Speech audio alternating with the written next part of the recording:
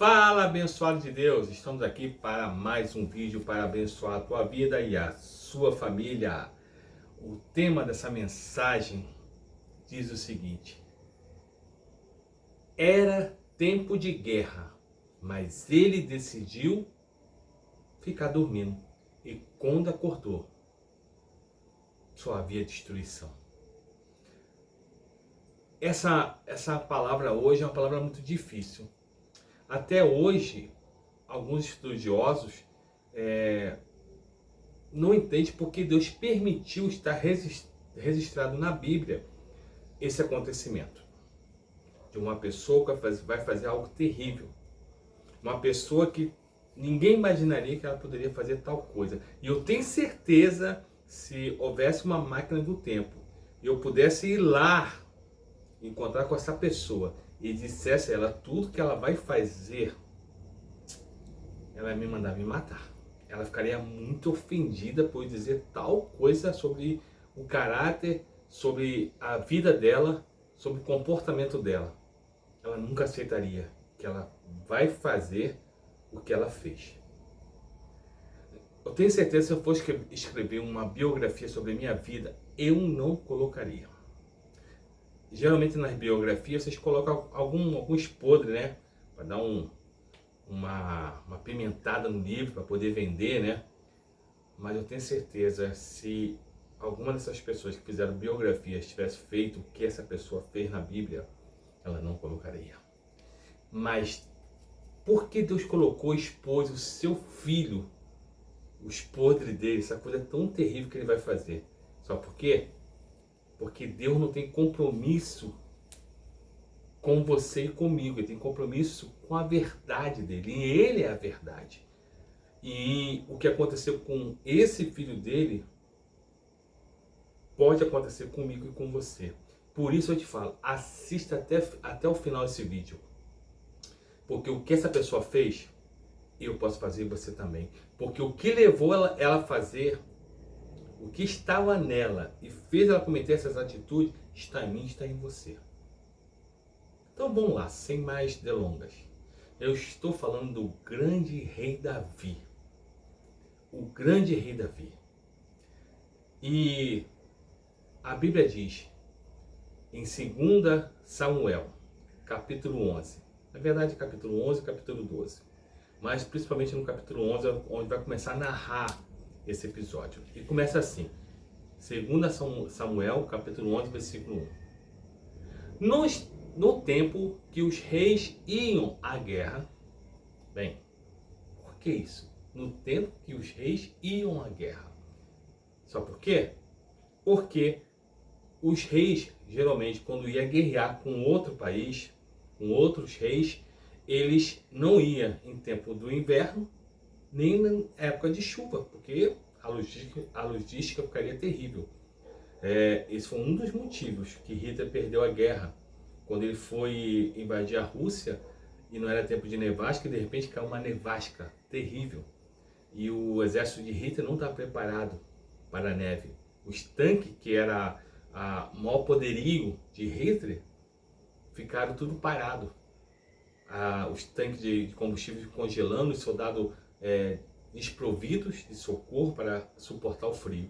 Então os reis não iam à guerra em tempo de chuva, nem em tempo de frio. Então normalmente era na primavera, quando já tinha se iniciado a colheita, e aí você tinha um mantimento para poder te sustentar durante a guerra. Então diz assim, no tempo que os reis iam à guerra, Davi enviou Joabe, Israel, Judá, porque agora ele tinha consolidado, ele era só rei de Judá, mas agora ele consolidou e virou rei de Judá e de Israel. Então Davi mandou Joabe, seu general, Israel e Judá, e o importante, a Arca da Aliança, que representava a presença de Deus, foi à guerra. E o versículo continua. Mas Davi ficou em Jerusalém. O que ele foi fazer? Sabe o que ele foi fazer? Dormir. Ele ficou em Jerusalém e foi dormir. abre aspas, rapaz, esse não é Davi. Se eu pegar um histórico de Davi, vamos lá, volta aí. Samuel, Deus manda Samuel ir na casa de Jessé. Vou acelerar aqui, mandei na casa de Jessé, porque na casa de Jessé ele vai ungir um dos filhos de Jessé para ser rei.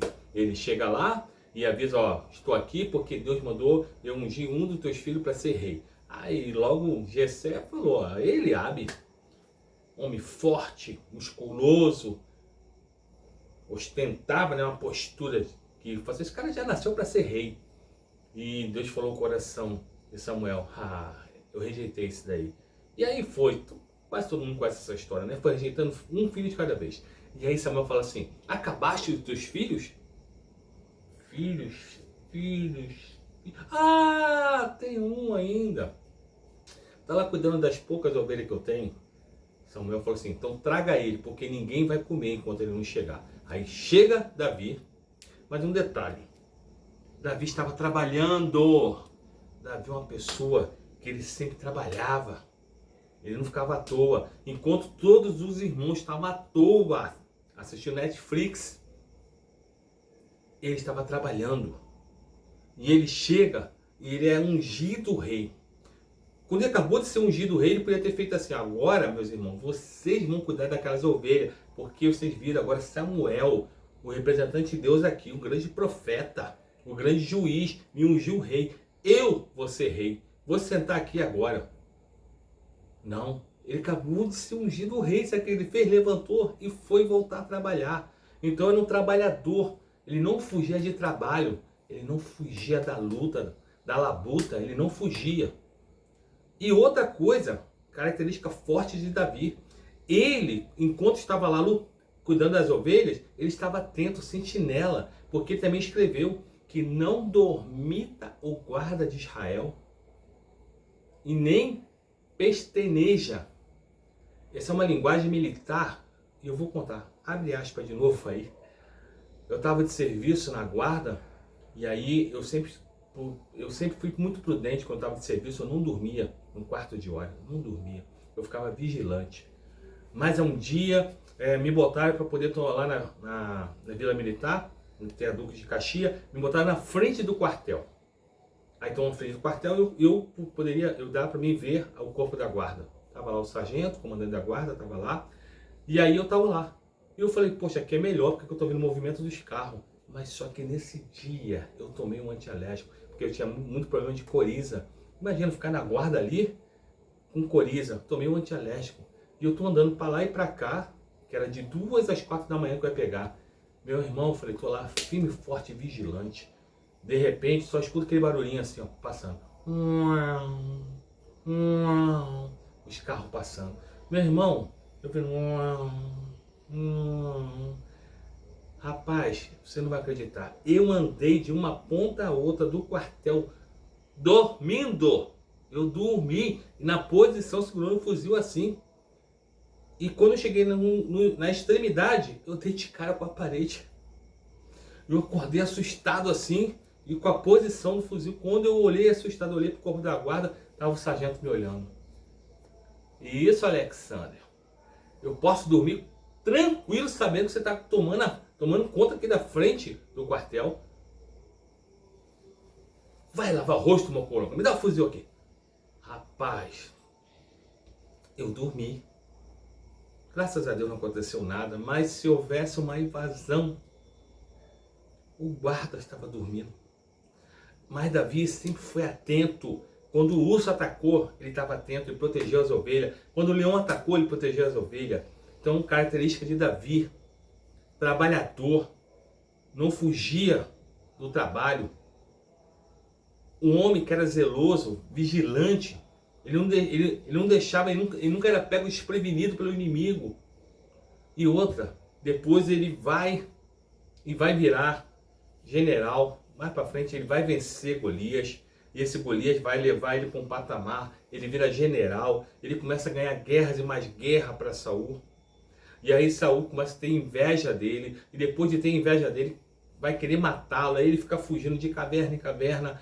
E todo Israel já sabia que Davi foi ungido por Samuel para ser rei. E Davi e Saul, ele deixou a presença de Deus de tal maneira que um espírito maligno atormentava ele. E ele só via aquela inveja, aquela raiva de Davi, e ele estava tomando atitudes muito loucas em Israel. Então, na verdade, todo Israel estava todo que ele morresse mesmo. E que Davi assumisse. E um dia Davi está lá na caverna, e vai Saul na caverna aliviar o ventre, e quando está aliviando o ventre, um amigo dele fala assim: aí Davi, o Senhor te colocou o teu inimigo nas tuas mãos, vai lá, faça justiça, porque o que o povo de Israel mais quer é que esse homem morra e você assuma. Isso é resposta de Deus, é sinal de Deus, Davi. Deus estava provando o caráter de Davi. Porque Deus falou para Davi: eu vou te colocar no trono. E agora Deus estava permitindo ele antecipar aquele processo de caverna em caverna. Ele podia agora antecipar, matar Saul e ir para o trono. Mas Davi sempre foi um cara de hombridade, um cara honrado. E ele foi lá, rasgou um pedaço do manto real. Saul desce, ele mostra aqui, ó: eu podia ter te matado, Deus te entregou na minha mão, mas eu falei, não tocarei no ungido do Senhor. E aí vai. Esse é Davi. Mas agora Davi não foi para a guerra.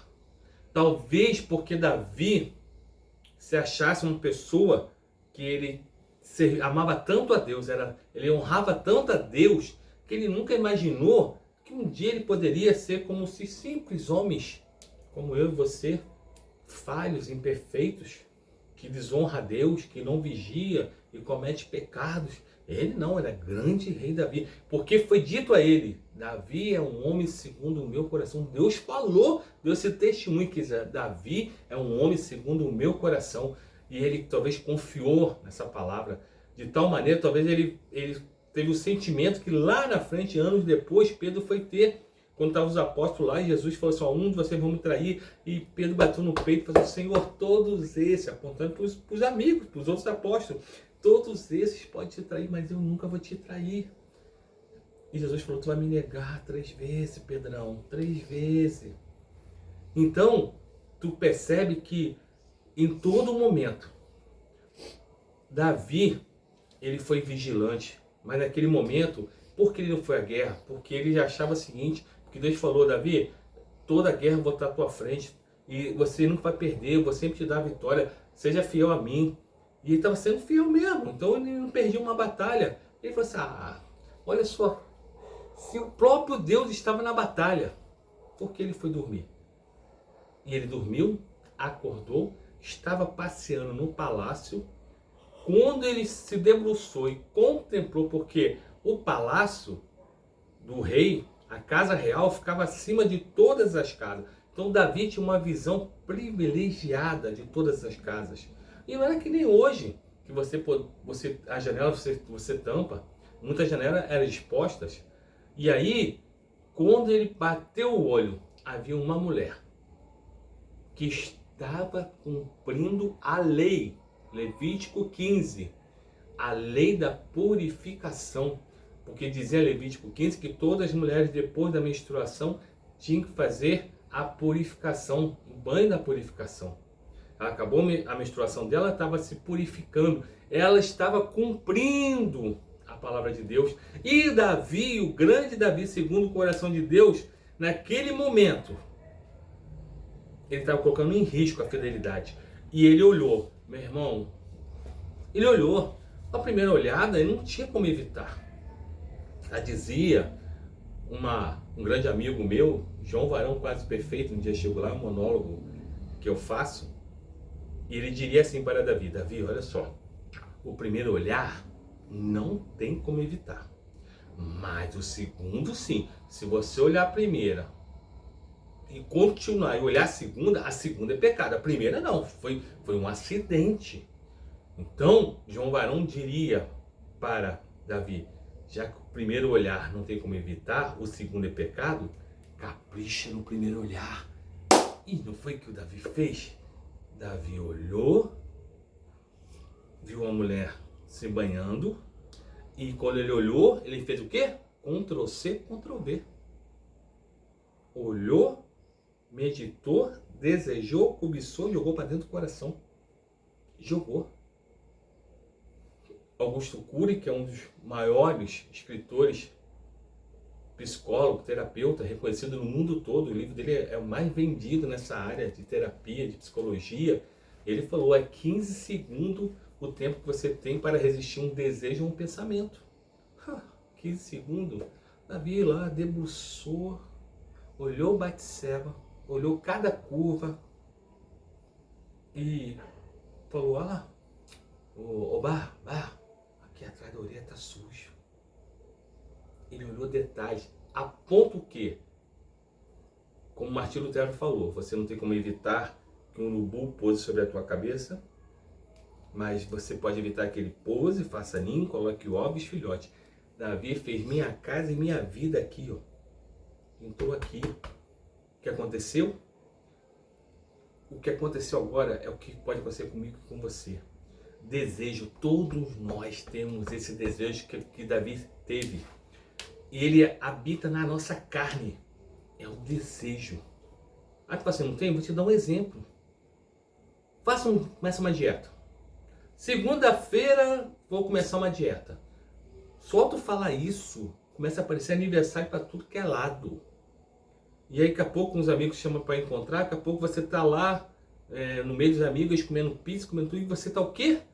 Rapaz, um desejo enorme de comer tudo aquilo. Você entra em dieta, o desejo parece que aflora.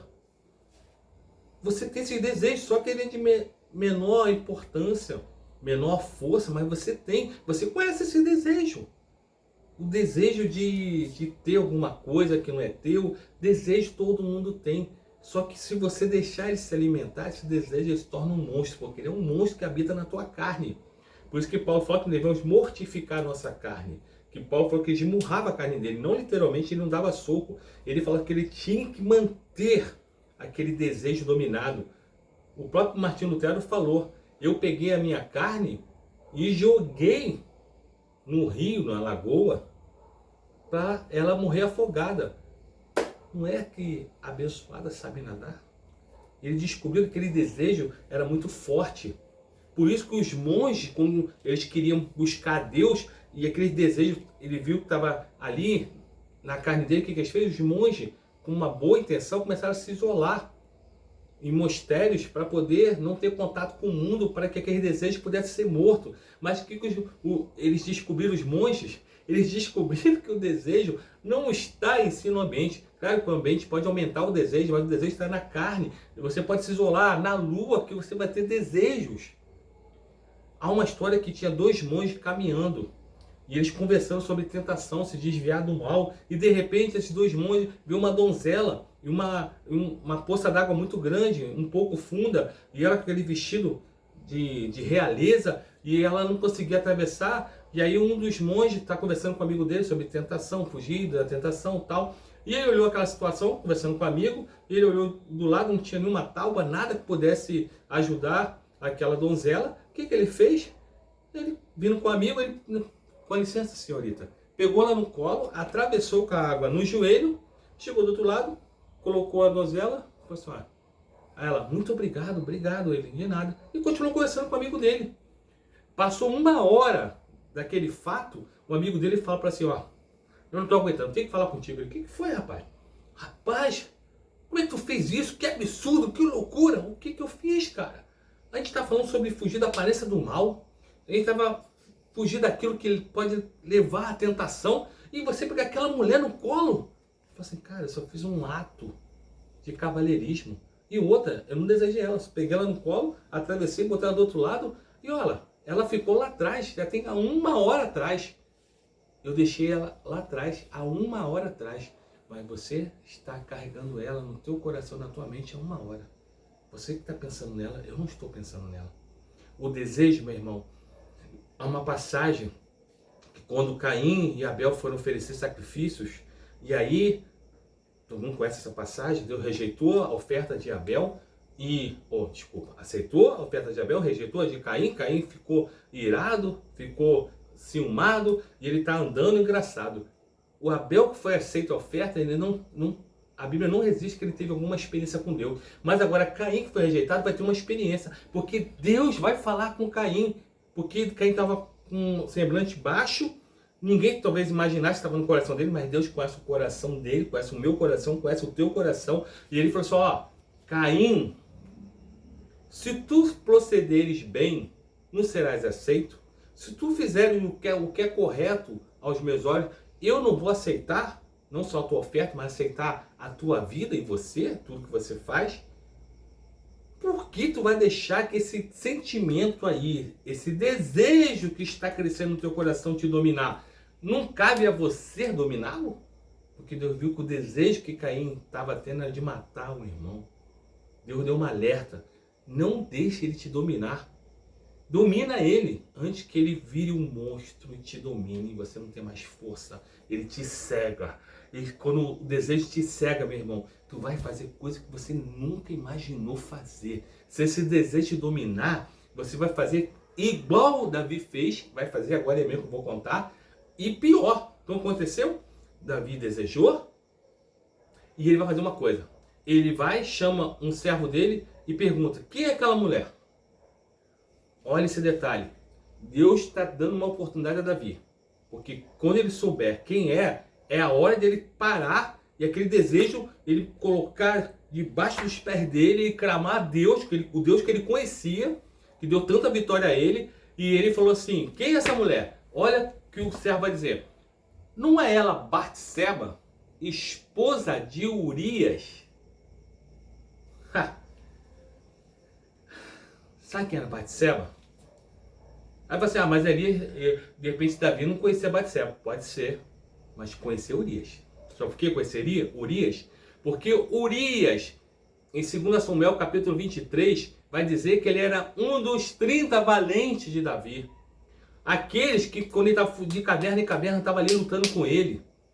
E aí, lá em 2 Samuel, se você for ler capítulo 23, vai narrando os valentes. Um venceu o gigante da família de Golias. O outro, quando Davi teve sede, foi lá no arraial do inimigo e pegou água. E aí Davi falou assim, não, vocês arriscaram a vida por mim, não, eu vou oferecer essa água ao Senhor. Esses 30 valentes de Davi, era como se fosse a guarda real, a elite que protegia de perto Davi. Urias era um desses 30 valentes. Ele não era como ele tivesse uma posição de um oficial. O que acontece? Batseba, sabe quem era Batseba? Sabe quem era o pai? Eliã. Eliã era o pai de Batseba. Sabe quem era Eliã? Era um dos 30. Era companheiro de Urias também na batalha. Está citado lá em 2 Samuel 23, fala de Eliã, pai de Batseba, fala de Urias, os grandes valentes, os grandes heróis de Davi. E sabe quem era o pai de Batseba? Aitofel. Aitofel era um amigo pessoal de Davi, era o conselheiro real. Davi tinha um amor, uma confiança total, que reconhecia que ele tinha um dom do aconselhamento, que depois lá na frente, no Salmo 55, ele vai falar, um grande amigo meu me traiu. Mas tu vai saber por que ele traiu. Então depois desse servo dizer quem é essas pessoas, ela Davi fala assim, meu Deus, ela é esposa de um dos 30, um homem que eu confio. O pai da Batseba é um dos 30 que eu confio. E o avô dela, meu amigo, é conselheiro. Rapaz, ali aquele desejo era para jogar por terra. Só que Davi ficou muito tempo desejando, cobiçando, deixou aquele monstro crescer. E aqueles olhos de águia agora vão ser tampados. E agora a mente de Davi vai ficar turva, dominado pelas trevas. E agora os membros de Davi não vai ser mais guiado pelo Espírito Santo, vai ser guiado pelos desejos da carne. Então, meu irmão, ele vai lá, pega a Batseba e dorme com ela. Aí existe mais conjectura, porque é tão absurdo que Davi vai fazer, que as pessoas tentam defender Davi e que tentam colocar culpa em Batseba. Que Batseba, quem é essa mulher para ficar nua tomando banho no terraço? Já falei, ele estava numa visão privilegiada. Ah, mas ela podia ter resistido. Rapaz, era um rei, ele mandava matar quem ele quisesse. Engraçado, você pode julgar, mas a Bíblia em nenhum momento, a Bíblia quando Adão e Eva e a serpente pecaram, ele falou nominalmente o nome de cada um e a sentença de cada um. E tu vai ver que Deus vai dar a sentença agora do ato de Davi, mas não vai dar uma sentença para Batseba em nenhum momento. Eu vou te mostrar que como ela é vista na parábola que vai ser contada por Natan. Então agora, Davi vai um desejo ardente, tipo assim, cara, e olha, detalhe, Davi tinha mulheres, tinha concubinas e mulheres. Eu não me lembro agora do número, mas tinha mais de 3 mulheres e concubinas. Só que, aí tu fala assim, mas ele ficou muito apaixonado. Não, ele ficou com um desejo incontrolável. Só por quê? É um desejo animal, é um desejo de cio. Desculpa o exemplo chulo, mas é como um animal no cio. Já viu quando a cadela está no cio? Os animais aí tem um pequenininho e ele quer ter relação com aquela cadela que está no cio e tem um pitbull tá lá e ele se mete, ele perde o instinto dele, que ele vai levar uma surra, vai até ser até morto, porque tem cachorros muito maiores, mas ele quer. Ele não tem condição de enfrentar aquele cachorro, mas ele está ali no instinto animal. E Davi, ele foi dominado pelo instinto animal e ele vai ter uma relação. Só porque depois que ele tem uma relação com ela, sabe o que ele faz? Grava isso. Esse instinto aí vai se repetir lá na frente, na família de Davi. Ele tem esse instinto, tem uma relação com ela, depois ele vai, se despede dela. Eu fui pesquisar, porque eu não sou homem. Apaga, sou homem, não sou mulher. Eita, meu Jesus, ninguém faz corte disso aí não, pelo amor de Deus. Então, o que acontece? A mulher, depois que um homem tem uma relação com a mulher e se houver a fecundação do espermatozoide e o óvulo, demora de 10 a 15 dias, dependendo da mulher, para poder aparecer, descobrir que ela está grávida. Geralmente é mais tempo, mas eu fui pesquisar na ciência, é de 10 a 15 dias. Isso, imagina aquela época que você não tinha os exames, não tinha como descobrir com a facilidade que tem hoje. No mínimo, de 20 a 30 dias que Batseba demorou para poder saber que estava grávida. Davi não procurou Batseba pela segunda vez, pela terceira vez. Ele satisfez aquele desejo animal dele, botou tudo para fora, né? Pegou a Batseba, tomou ela, teve a relação e depois ninguém vai saber dela. Sabe o que ele fez? Voltou para ser o grande Davi, o profeta, o homem segundo o coração de Deus. Cara, ele ficou tão cego que ele falou contra os salmos que os olhos do Senhor vê todas as coisas, os olhos do Senhor sondam os corações, esquadrinham os corações. Davi escreveu salmos sobre a grandeza, a presciência, a onipotência, a onipresença de Deus, e agora ele se comporta como Deus não tivesse visto nada. E aqui o que ele faz? Vê a notícia que ela está grávida, ele fica desesperado, e aí ele tem um plano, manda trazer Urias vem, e quando Urias chega, fala assim, como vai a guerra? Tá acontecendo isso, papapá. Pô, mas espera bem, por tudo que você tem feito, eu vou te dar a honra de você ir para casa lá, dormir com a tua esposa, depois você retorna para a guerra. E aí, rapaz, aquele homem vai mostrar para Davi quem ele era. Davi já foi igual a Urias, mas agora naquele momento estava tão cego que ele não chegava nem perto de Urias. E naquele momento, quem está passando segundo o coração de Deus era Urias, porque Urias, em vez de descer para a casa dele, ele ficou lá na porta principal. Sabe o que é? Onde ficavam os servos e também protegendo o rei. E quando Davi fica sabendo, olha, Deus está de novo dando uma oportunidade para Davi acordar, mas ele estava cego. Um abismo chama outro abismo. Quando você está em pecado, quando o teu desejo te domina, você deixa de dominar, você vai fazer coisas absurdas. É muito fácil você julgar Davi. A Bíblia diz, aquele que está em pé, cuide-se para que não caia. Cuida para que não caia. Então, o que acontece? 30? Então, cuide para que não caia. Então, meu irmão, o que ele me faz? Ele vai ter a relação... me perdi aqui com a minha diretora. Então, o que acontece? Ele não dorme com Batseba, ele fica irado. Por que tu não foi dormir? Olha o que ele vai falar. Ó meu rei, como eu poderia dormir debaixo do teto, junto com a minha esposa, sabendo que o teu exército, Israel e Judá, e a Arca da Aliança, e Joabe, o general, está debaixo de tendas. No relento, está lá, lutando. Eu não me achei digno de dormir com a minha esposa. Rapaz, honrando a Deus, a Arca da Aliança estava lá em tendas. Cara, Davi fica indignado. E ele vai embebedar Urias. Com certeza Urias não quer nem ficar bêbado, mas eu imagino o rei fala assim, bebe mais, bebe mais.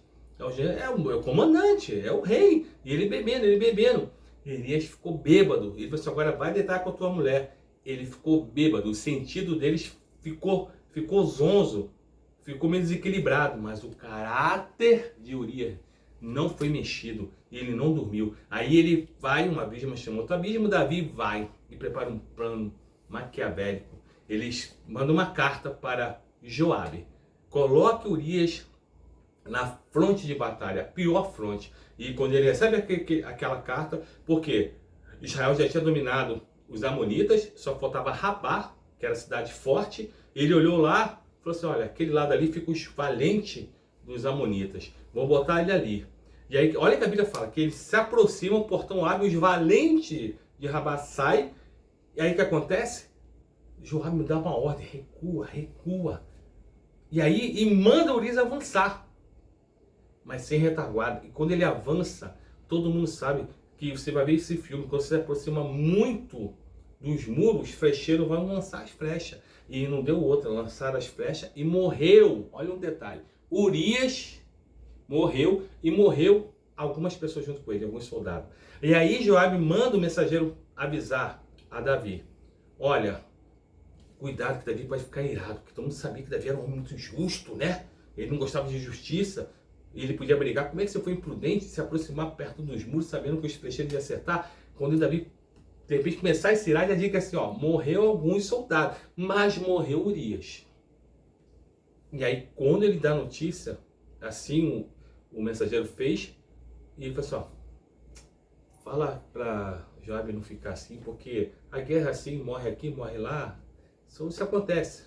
Manda ele perseverar e ter a vitória.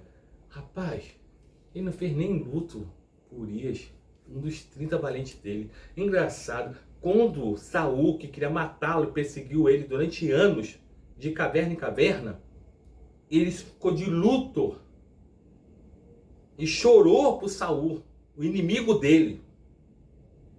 E quando o homem que deu a notícia que Saul estava morto e ajudou a matá-lo porque ele tentou se suicidar e não conseguiu, ele ajudou a matar, mandou matar o homem. Você não respeitou o ungido? Olha só, mas ele não fez um luto. A Bíblia resiste que ele não fez nenhum luto por um dos 30 valentes. E o que é que ele faz? Espera Batseba passar o luto dela e agora, além de tomar a mulher do Urias, de matá-lo, assassiná-lo, é assassinato primeiro grau porque foi premeditado, e ele agora vai para lá e casa com ela. Tipo assim, ele ficou muito bem na fita, como dizem aí. Rapaz, olha como é que ele se preocupava com Urias, o grande soldado dele, casou com Batseba para poder consolar, e ela vai e tal. Só que Deus viu tudo isso, e aí Deus manda Natan exortá-lo. Mas quando Natan, sabendo que Davi estava escondendo as 7 chaves do pecado dele, Davi esqueceu que os olhos de Deus vê todas as coisas, e agora Natan, com medo de que pudesse confrontar Davi de frente, Davi mandar matar o profeta, porque se ele fez um negócio tão terrível, matar um profeta, porque Saul matou os profetas, e ele ficou tão indignado. Agora ele estava matando pessoas honradas. E o que aconteceu? Ele conta a historinha. Aí que eu vou dizer. Quando ele conta a história que havia um homem rico, um homem pobre. Um homem rico tinha várias ovelhas, tinha vários gados. E o homem pobre só tinha uma ovelhinha. Olha, o homem rico era Davi. O pobre era Urias. A ovelhinha. Então a parábola, ela mostra que aquela ovelhinha, a cordeirinha, era Batseba.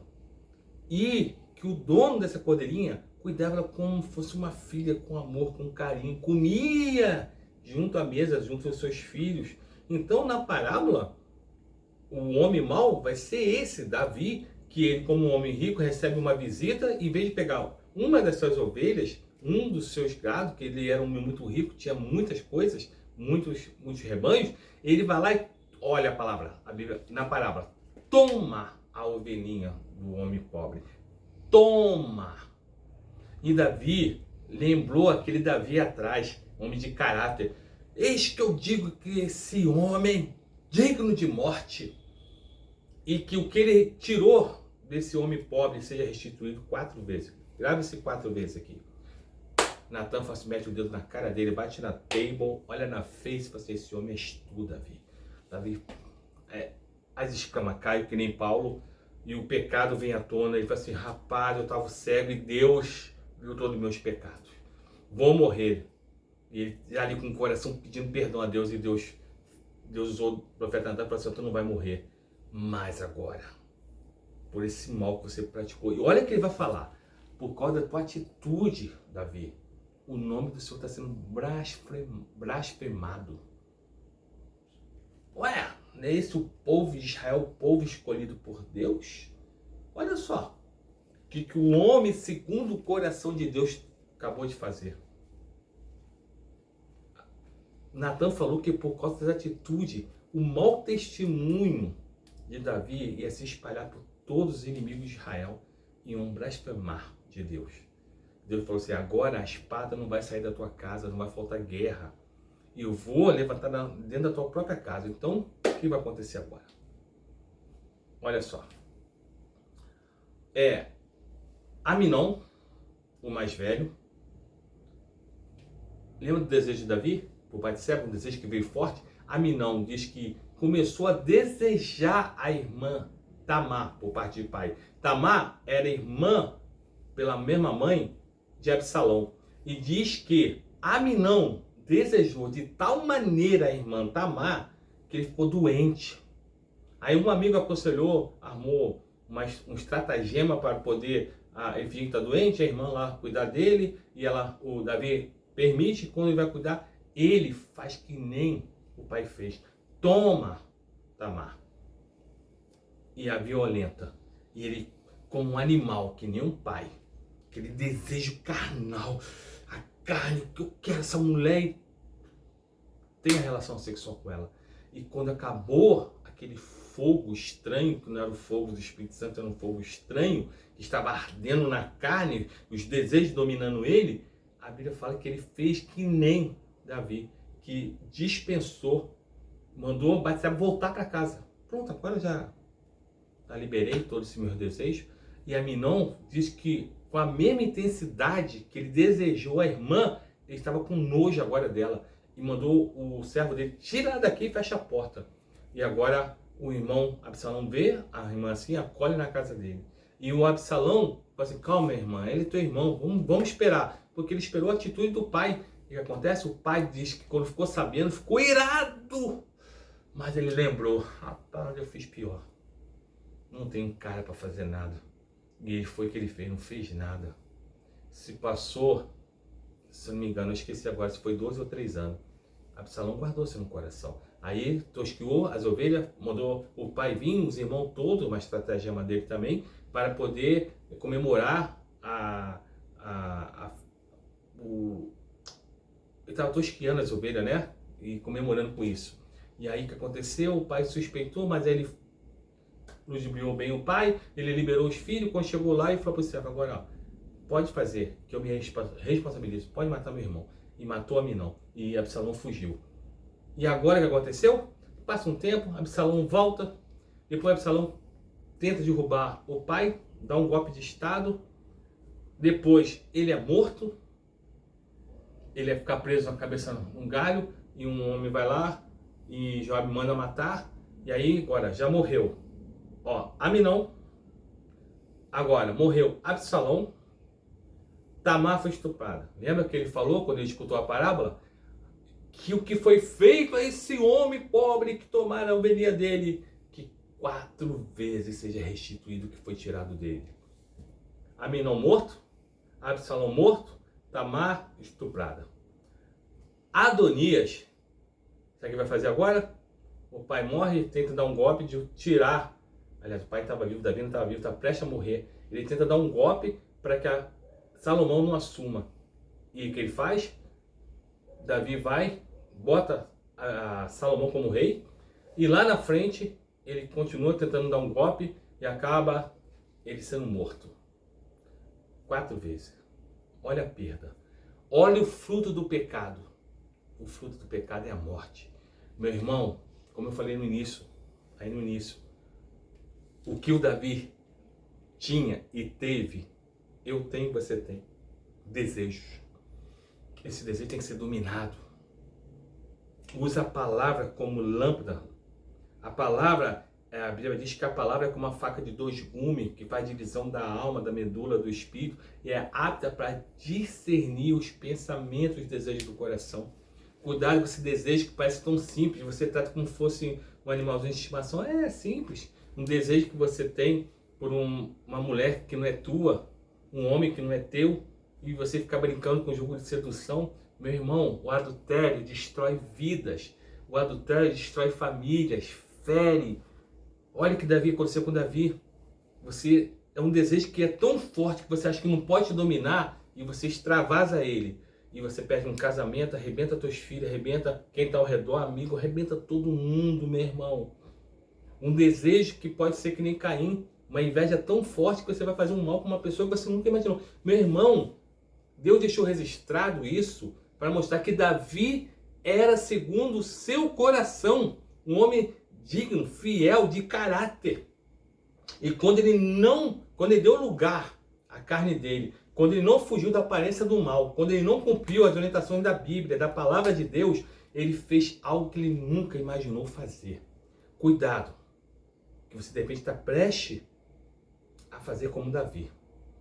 Você acha um absurdo o que Davi fez, mas hoje Deus está dizendo que o diabo, o vosso adversário, está ao teu derredor, rugindo como leão, esperando uma brecha.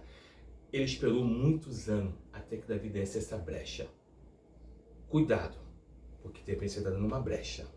O inimigo só precisa disso para entrar e trabalhar no teu desejo e alimentar esses desejos e você fazer algo tão terrível. Que Deus pode perdoar? Pode. Mas as consequências, a colheita vai vir. Deus pode te perdoar. Mas a colheita é que nem Davi. Que Deus te abençoe em nome de Jesus e te livre de todo o mal. A mim e a minha família também. Amém.